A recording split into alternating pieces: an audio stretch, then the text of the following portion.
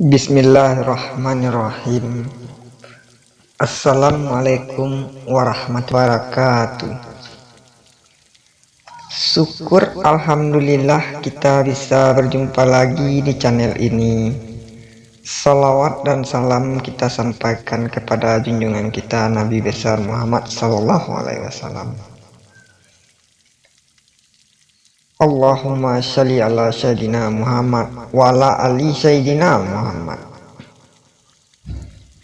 Harapan dan doa saya semoga sahabatku semuanya selalu diberikan kesehatan, dimudahkan rezekinya, diampuni dosa-dosanya, dan dipanjangkan umurnya.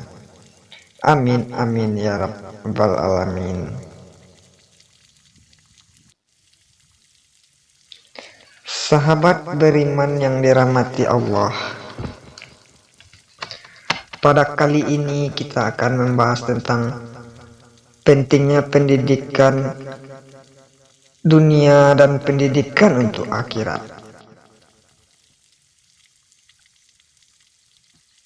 A'udzubillahi minasyaitonirrajim. Bismillahirrahmanirrahim.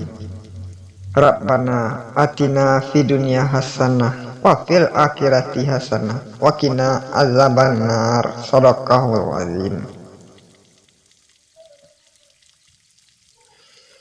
Marilah kita sama-sama memanjatkan puji dan syukur kita kehadirat Allah Subhanahu wa Ta'ala yang menciptakan alam semesta ini, yang telah memberikan kita rahmat dan karunia-Nya kepada kita bersama, sehingga kita diberikan pendengaran yang utuh dan kesehatan yang prima, hingga kita bisa mendengarkan nasihat ini sebagai pelajaran.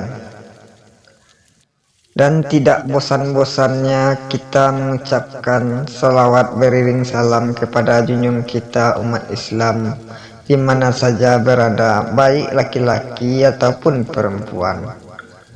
Allahumma sholli ala sayyidina Muhammad wa ala ali sayyidina Muhammad.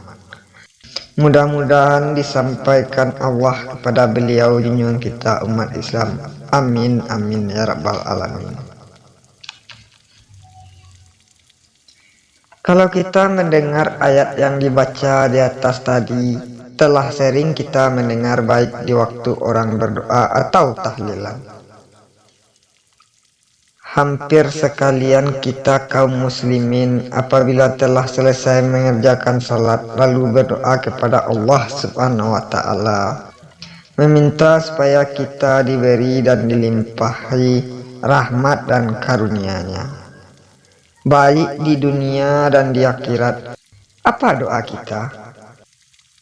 Ya Tuhan kami, berilah kami kebaikan dan keselamatan hidup di atas dunia dan di akhirat, dan peliharakanlah kami daripada azab neraka yang sangat dahsyat. Untuk mencapai keselamatan di dunia dan di akhirat itu tidaklah akan dapat kalau tidak dengan ilmu dan amal. Dengan pengajaran dan pendidikan yang wajib diberikan dan dicari oleh tiap-tiap muslimin, baik yang laki-laki ataupun perempuan. Dan keselamatan di akhirat itu bergantung kepada amal dan jasa kita di atas dunia. Manusia itu tidak bosan-bosannya berusaha mencari, baik berhujan ataupun berpanas, baik siang ataupun malam. Dan kadang-kadang sampai terlanggar perintah Allah Subhanahu wa Ta'ala. Maksud di hatinya harta yang telah didapat dan dikumpulkan sedikit demi sedikit dan dipergunakan untuk menjadi bekalan di akhirat tua kalau kita tidak kuat berusaha. Lagi gunanya akan menutupi belanja rumah tangga anak dan istri. Uang pencarian di waktu muda itu akan dipakai. Dengan demikian hidupnya tidak akan tersia-sia. Anak dan istri hidup dengan sederhana dan selamat. Akan tetapi untuk keselamatan hidup di akhirat yang wajib kita sediakan dari atas dunia ini, adakah kita berusaha mengumpulkannya dari sekarang? Keselamatan hidup di atas dunia dan di akhirat itu hanya bisa dicapai dengan jalan mengerjakan perintah-perintah agama dan menghentikan segala larangannya. Agama itu tidaklah dapat diketahui kalau tidak mempunyai ilmu yang harus dipelajari terlebih dahulu dan kemudian dididik diri untuk mengerjakan perintahnya dan menghentikan segala larangannya. Sesudah kita menjalankan yang demikian itu, barulah kita mendapat keselamatan hidup di atas dunia terus ke kampung akhirat. Kalau tidak demikian, maka doa kita tidaklah akan terkabul. Ibarat air jatuh ke pasir, atau hanya seperti kita mengharapkan embun turun di tengah hari. Mustahil akan tiba saja. Jika kita telah mempersiapkan diri untuk mendapat keselamatan, hidup di atas dunia dan akhirat, maka bagaimana dengan anak dan keturunan kita? Kalau seorang bapak dengan segala usaha dan tenaga berikhtiar dengan sekuat-kuatnya mengajar dan mengasuh anaknya dengan bermacam-macam ilmu pengetahuan dan kepandaiannya, supaya dianya kalau sampai besar nanti tidak canggung hidup di atas dunia ini, karena telah mempunyai kepandaian dan kepintaran. Kalau seandainya bapak tidak pandai mengajarkan dan mendidik anaknya, lalu diserahkan ke sekolah biar pun dekat. Jika perlu uang dicarikan uang, dan jika perlu barang dicarikan barang. Sebagai seorang bapak tidak merasa payah dan telah mencarikan keperluan anak itu walaupun keringat bercucuran di kening, asalkan si anak sampai kepada yang ditujunya. Akan tetapi meskipun demikian, harapan bapak ada anak itu tidak sampai kepada yang dimaksud oleh karena kesalahan anak itu sendiri. Tidak semua anak-anak yang mendapat kedudukan yang baik di dalam hidupnya. Dan penghidupan seperti benih yang ditanam, tidak semuanya menghasilkan buah. Begitulah ikhtiar dan harapan supaya anaknya mendapat kedudukan yang baik di dalam masyarakat hidup. Sekarang ada satu pertanyaan. Adakah kita mengajarkan dan mendidik anak kita supaya mereka tahu beragama yang akan dipakainya menjadi pedoman hidup di atas dunia dan keselamatan di akhirat? Sekiranya kita tidak pandai atau tidak ada kesempatan mengajarkan dan mendidiknya, sudahkah kita menyerahkannya kepada orang yang pandai? Sudahkah kita serahkan mereka ke tempat pengajaran dan pendidikan? Jika belum, nyatalah kita telah menyia-nyiakan amanah Allah Ta'ala yang wajib dipelihara, yaitu anak adalah menjadi tanggung jawab ibu bapaknya, keselamatannya di atas dunia dan di akhirat.